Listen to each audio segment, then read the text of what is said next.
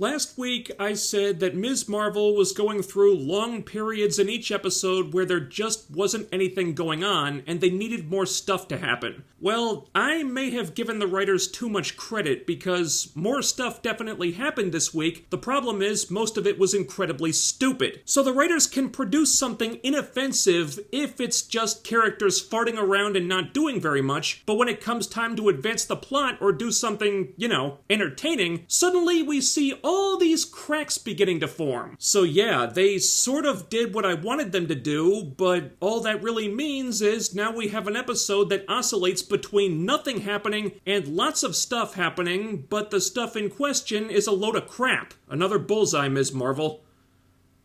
Let's do this.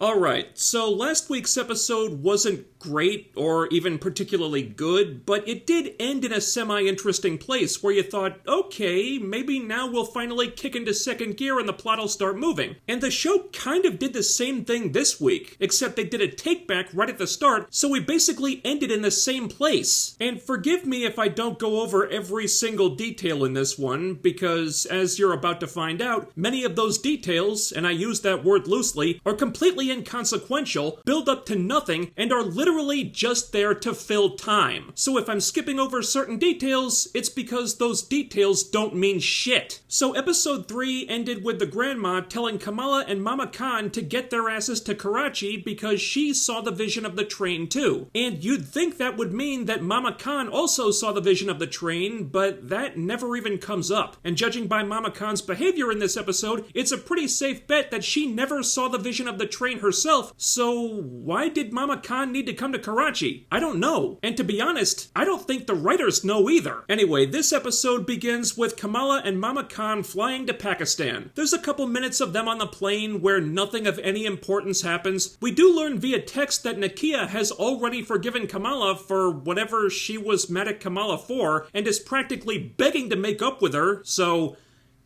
that was a bunch of setup last week that led to no payoff whatsoever. I'm glad we wasted our time on that stuff. They land in Karachi, and it looks like they were doing location shooting for this, so the scenery is different, which is nice. But the episode seems to think the change in scenery was a lot more interesting than I did. The cousins and the grandma are there to meet them, and upon seeing these people, you would think that the first thing out of Mama Khan's mouth would be, what was the big emergency that was so urgent we had to fly halfway around the world to come see you? But that's another thing that never even comes up. The grandma said they had to come to Karachi immediately, and Mama Khan never even asks why, which makes it even more baffling because I don't fucking know why they had to come either. Supposedly, that shared vision of the train was really important for some reason, but once they get to Karachi, suddenly it's like they're on vacation or something. They hardly even talk about it. Where'd all the urgency go? Kamala and the grandma do discuss the train in one scene, but that's nothing they couldn't have talked about over the phone, so why did they have to come?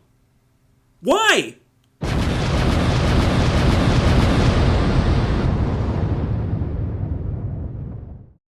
They drive to the grandma's house, and there's several minutes of the episode being all, look everybody, we're in Pakistan, look at all the Pakistani things. There's a lot of that in this episode, so get used to it. Mama Khan's family must be loaded because the grandma's house is friggin' huge. And there's a room full of drawings the grandma did of things they lost because of partition, but none of this seems relevant except for some pictures of Kamala's great-grandparents when they were young. So finally, Kamala asks the grandma about the bangle, and the grandma is like, oh yeah, that means you're a djinn, which would be a big revelation if we didn't already know that. And for the record writers, Kamala being flabbergasted at how casual the grandma is being about this doesn't mean her being so casual about it isn't messed up. And it certainly isn't what the story needed right now. I mean, act cryptic, create some tension, do something. They do confirm that the train in the vision is the same train from the story about the grandma from episode 2, which I think we all assumed. So then the grandma proceeds to tell the train story again, But the thing is, we don't get any new information. It's literally just the same story we heard in episode 2 told a second time. And oh my goodness, the bangle is trying to tell Kamala something.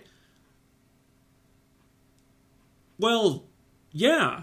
Writers, I figured that part out myself. I think most viewers did. It was quite obvious. What I needed this scene to tell me is what does this all mean, and why did Kamala have to come all the way to Karachi to hear about it? It doesn't tell me any of that stuff, and turns out the grandma doesn't even know those things. Which basically translates to, the writers don't know, the writers don't care, and they couldn't be bothered to justify any of it. They just needed these things to take place so the story could happen. So basically, this scene was a complete waste. It told us nothing we didn't already know, and it repeated a bunch of stuff we already learned last week. You could have cut the scene out of the episode and not lost a thing. Get used to that, too. Kamala takes a nap to sleep off the jet lag. She has a dream that's not really about anything specific, it's just everything she's going through right now. The cousins wake her up because it's time to go out to lunch at the boat club. Also, there's this recurring bit with people commenting about Kamala having a stuffed animal that she says is a napping pillow. I don't know why the writers think it's funny, but frankly that applies to pretty much all the quote-unquote jokes on this show. So they go to this swanky boat club for rich people. It's a fancy place, the grandma must be very well off, and nothing much happens here. We learn that Kamala doesn't like spicy food, so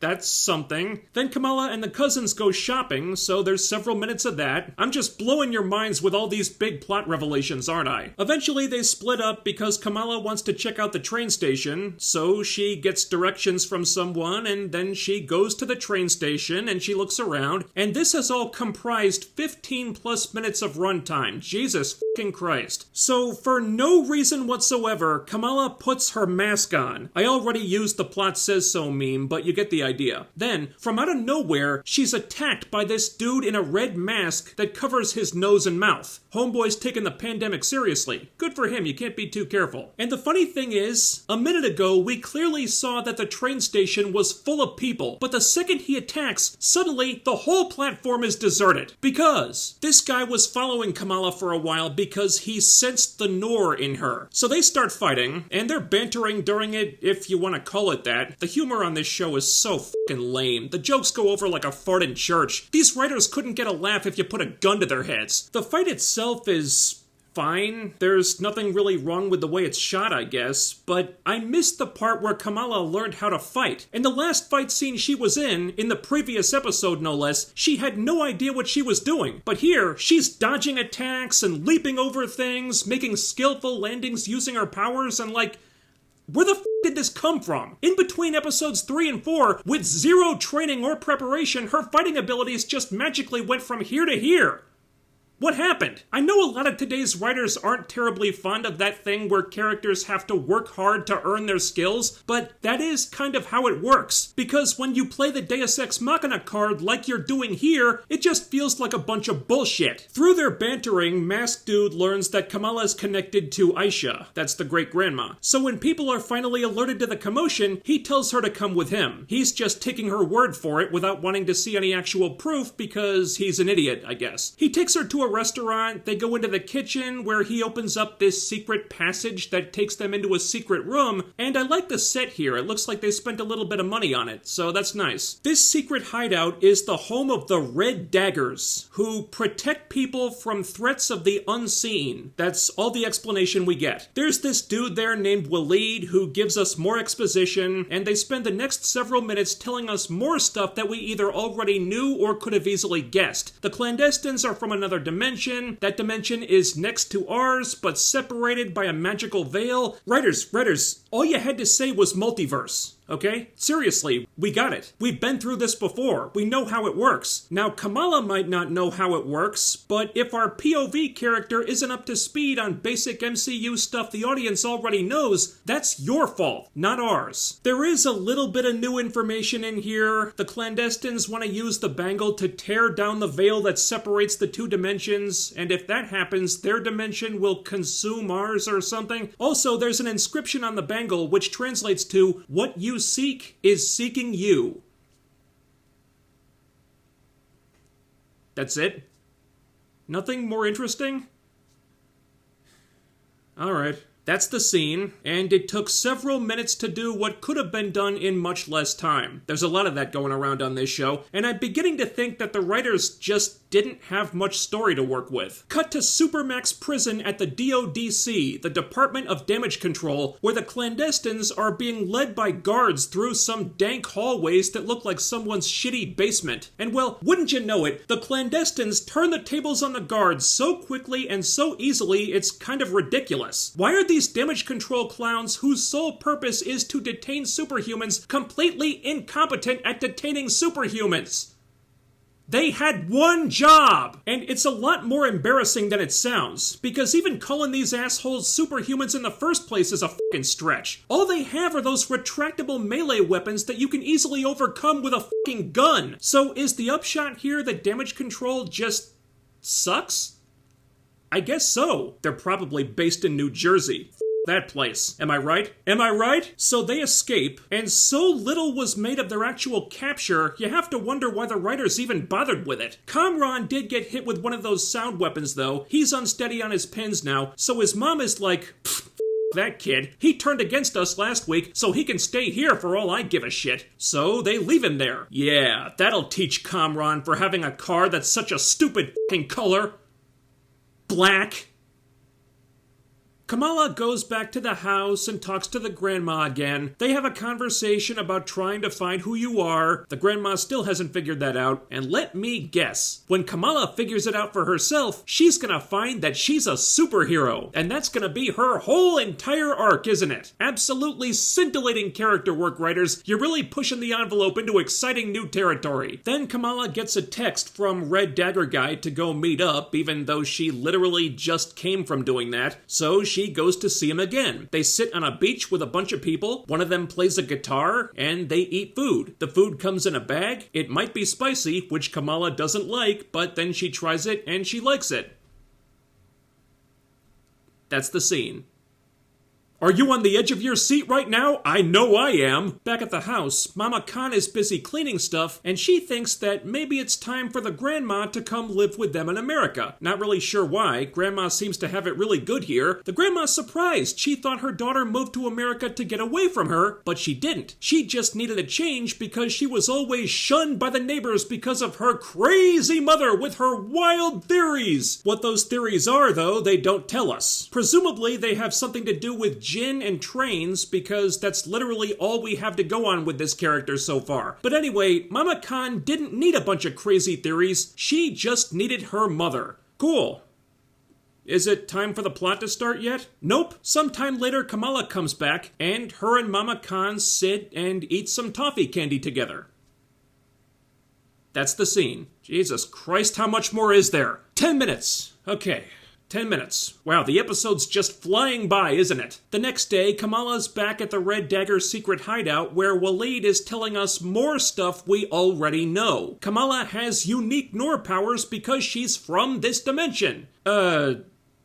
Yeah, we know, writers. We learned that in episode 3, remember? Then he gives her a vest, which I guess is important, but they don't tell us how. All of a sudden, boom! Just like that, the clandestines smash their way in and drop down through the skylight, which means that the clandestines broke out of the DODC and got from America to Karachi in, let's be generous, 12 hours. Or maybe one of them can teleport, I don't fucking know. But it's of more interest to me that they are so attuned to the Noor energy in Kamala's body that they were able to sense her exact location from the other side of the fucking planet. And remember that detail because it's gonna be especially relevant in just a minute. Waleed tells Kareem, that's Red Dagger, to get Kamala out of there. And he takes her into the hallway and shuts the door behind them, but then they just stand there and wait while Waleed fights off the clandestines by himself, and then they all run away together. They jump into this golf cart looking thing while the clandestines commandeer a truck, and we have a bona fide car chase on the streets of Karachi. And this is fine. fine. Again, when they ditch everything else and just focus on action, it's okay. Marvel Studios has people who handle that stuff and they know what they're doing. So if we're doing an action sequence where the writers have as little to do as possible, that's when the episode becomes engaging. And it's alright stuff here. You know, Kamala uses her powers to save some people and overturn the truck, which is neat, but then the writers start trying again, which is when it gets stupid. Our heroes decide to split up. Waleed tells Kamala and Kareem to get out of here while he leads the bad guys off. Why does he think he can lead the clandestines off when you already established that their ability to sense Kamala's presence is so acute they can do it from literally thousands of miles away? I don't know, but he can. Why would they even bother following Waleed in the first place when Kamala is going in a different direction? I don't know, but they do, because the plot needs these things to happen. They don't make any sense, but if they don't happen, then the story can't happen. Apparently, the clandestines just forgot that they can sense where Kamala is, because the one guy who actually did follow her runs right past her while she's hiding in a truck and rushes off down another street. So he could sense exactly where she was when there was a goddamn ocean between them, but not when she was sitting 3 feet to his left?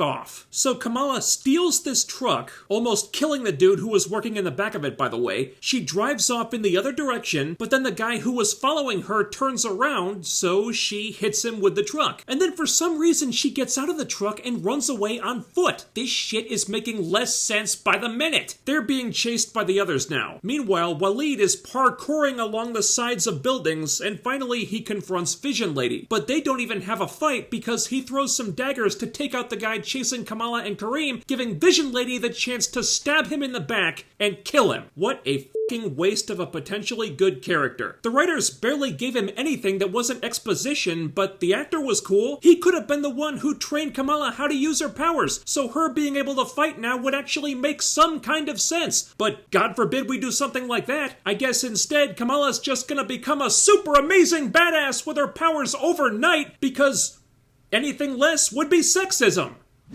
So finally, Kamala and Kareem run into a dead end. There's nowhere left to run. And Kamala could just use her powers to make footholds in the air, like she did earlier in the episode, by the way, so they could just walk up over the buildings and escape, but she doesn't. Because again, if she does that, the plot can't happen, which means the narrative is becoming more and more dependent on our main character being a fucking idiot. So the clandestines roll in, they all start fighting. Kamala can now use her powers to do complicated flippy-dippy acrobatic shit with ease. And this from the girl who was so unathletic that she was hopeless trying to catch a ball during gym class in episode 1. And if that sounds like bullshit, it's only because it's bullshit. Kamala's fighting abilities are increasing exponentially with zero explanation, and I'm not buying this for a fucking second. So finally, Vision Lady comes at Kamala with a knife. The knife strikes the bangle, there's a big bright flash, and when Kamala comes to, she appears to have gone back in time to the train station during Partition, where the grandma's story we've now heard twice happened. And honestly, this set piece looks really good. There's trains and tons of extras all over the place. This is probably where most of the episode's budget went, and it's pretty impressive. The production team did a good job with this, and that might have meant something if only the writers hadn't been dead set on shooting the episode in the foot. Okay, show. You know what I said last week about you needing more stuff to happen? Well, I take it back. I want you to go back to nothing happening, because at least when nothing was happening, it meant that nothing really stupid was happening. The extra action was appreciated because that's something that can help me stay awake, but when the writers start trying to do their jobs and advance the story, that's when it becomes painfully clear that these writers kind of,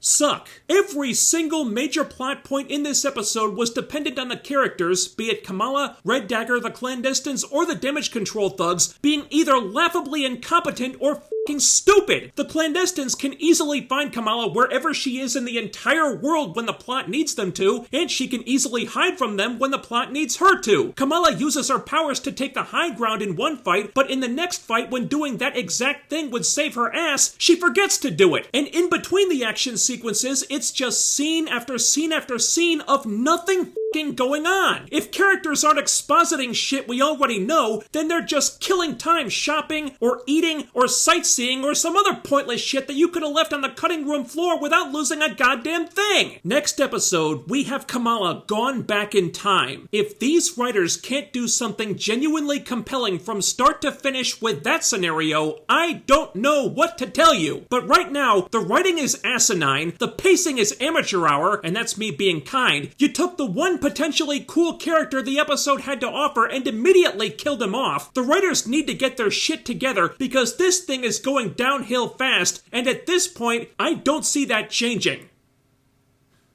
Can't wait for episode 5. Yeah, now we're getting into familiar territory, aren't we? Thanks for watching, everybody. Let me know what you thought about this episode in the comments. While you're here, ding that bell icon and follow my social media so you can always be notified when I upload new stuff. Links to that and to my live streaming channel are down below. Thumbs up the video, share, subscribe, make sure you're still subscribed, and I'll be back with more soon. So you guys take care, do all the YouTube things. F*** you, Jersey. I'll see you next time.